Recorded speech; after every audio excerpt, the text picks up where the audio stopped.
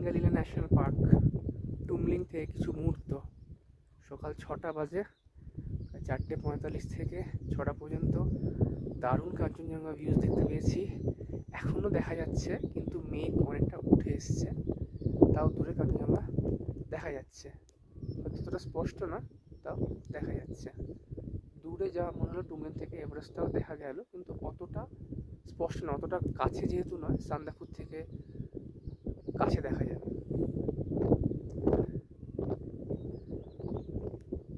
এই দূরে কাঞ্চনজঙ্ঘা,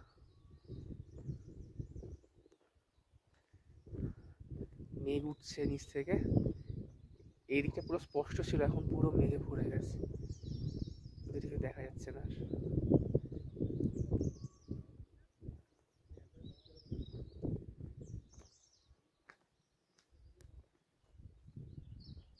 স্লিপিং বুদ্ধা, টুমলিং থেকে, মে 2025।